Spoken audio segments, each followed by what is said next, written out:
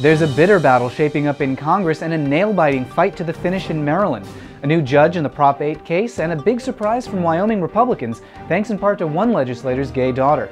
I'm Matt Baum from Stop8.org and welcome to This Week in Prop 8 for March 7, 2011. Now that Obama's decided that DOMA is unconstitutional, Congress is pretty much guaranteed to take up its defense, but not without some fireworks. This week, House Speaker John Boehner said that he would convene the Bipartisan Legal Advisory Group to decide on next steps. Even though it's called bipartisan, the Bipartisan Legal Advisory Group is dominated by Republicans, and they tend to support DOMA. The group does include Nancy Pelosi, and she is likely to push back. Unfortunately, the meetings will probably not be public, so we'll never know what she says to John Boehner behind closed doors, which is a shame because it's probably pretty good. Now that we've had some time to digest the administration's decision not to defend DOMA, historians have found lots of examples of presidents making similar decisions in the past. Those include U.S. versus Lovett in 1946, Simpkins versus Moses H. Cone Memorial Hospital in 1964, INS versus Chadha in 1983, Morrison versus Olson in 1988, Metro Broadcasting Inc. versus FCC in 1990, and so on. That's important because anti-gay groups are spreading a lie that the government is required to defend DOMA. It's just not true. They're not. They're also saying that a vast majority of Americans support DOMA. That's also not true. A survey by the AP last August showed that the public supports recognizing gay couples' marriages by a margin of 52 to 46%. A CNN poll at the same time showed the same numbers, and data released last week by General Social Survey showed support for marriage at 46 to 40%.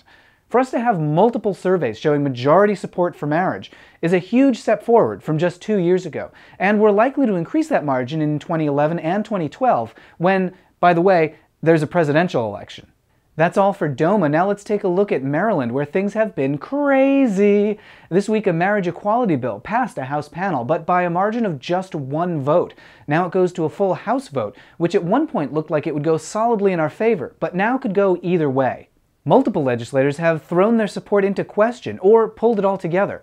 That includes Tiffany Alston, who once supported marriage equality and now opposes it, and Jill Carter, who simply never showed up to an earlier vote on the bill. And then there's Sam Arora, who campaigned on a promise to support equal marriage, and then reversed himself this week and said that he'd oppose it. Then he reversed himself again and said that he'd vote for the bill, but only because it starts a process that would eventually allow voters to veto it.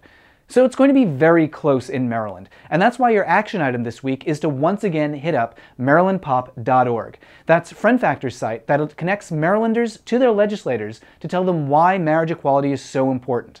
And if you're not in Maryland, the site will help you connect with Facebook friends who are. So, go. In Prop 8 news this week, a new judge was assigned to the case. Judge James Ware replaces Judge Vaughn Walker, who retired. Because so many judges touch this case in so many different ways, Ware may or may not have a chance to rule. It all depends on how things go at the California Supreme Court and the Ninth Circuit Court later this year. That's a long time to wait, but actually fast by court standards. Last week, Ted Olson asked them to move oral arguments up from September to May, but they responded that September was already an accelerated time frame. In Maine, the National Organization for Marriage has been ordered to release a list of their donors in the 2009 election that eliminated marriage equality there. They've now appealed that ruling. In New Hampshire, Republicans put a bill on hold that would have eliminated marriage equality for that state. They say they'll bring it back next year, but it faces a certain veto by the governor. So marriage equality is safe in New Hampshire for now. In Rhode Island, time's running out for a vote on a marriage equality bill, but Democrats are pushing hard for it to happen, possibly as soon as March 10th. And some unlikely help in Wyoming, where a handful of Republican legislators helped to defeat a bill that would have nullified out-of-state gay marriages. One Republican credited his own gay family members for proving that gay couples are worthy of marriage. And that's why it's so important for all of us to be open and out.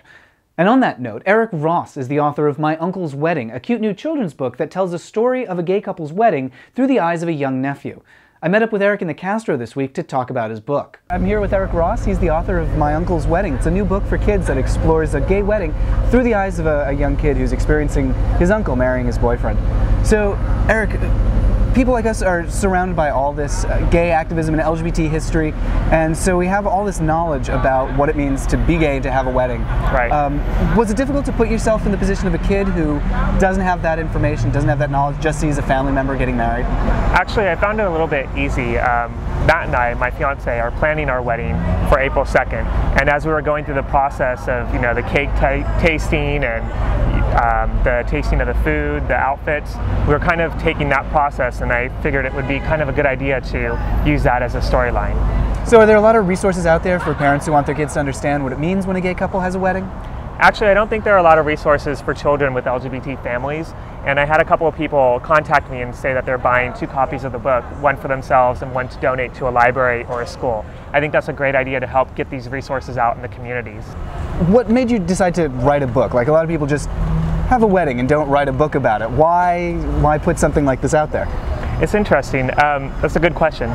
Through the Prop 8 campaign and all the campaigns against marriage equality, I feel that the other side was using children for their political gain. And there was a lot of misconceptions about how children are involved with LGBT people in general, through adoption, through just gay families. And there aren't a lot of resources for children that have gay family members or LGBT family members. And I thought this would be a great resource. And we need more resources like this for kids. Mm-hmm. Fantastic. So if somebody wants to get a copy, where should they go? They can get a copy on Amazon.com, or they can go to the website, which is www.myuncleswedding.com. Fantastic. Well, Eric, thank you so much for talking with us. Right, thank you. Appreciate it. Visit amzn.to/myuncle to get your own copy of My Uncle's Wedding. And you can visit stop8.org to read more about all of the stories on this week's episode. You can also visit facebook.com/stop8, and if you hit like, you'll get breaking news alerts from us on your wall, so you'll always know when there's action on marriage equality near you, your family, and your friends. You can get all caught up by watching our previous episodes, including the ever-popular Valentine's Day Protest Spectacular, and subscribe to get more of these updates every week on YouTube. Now, go visit marylandpop.org, and we'll see you next week.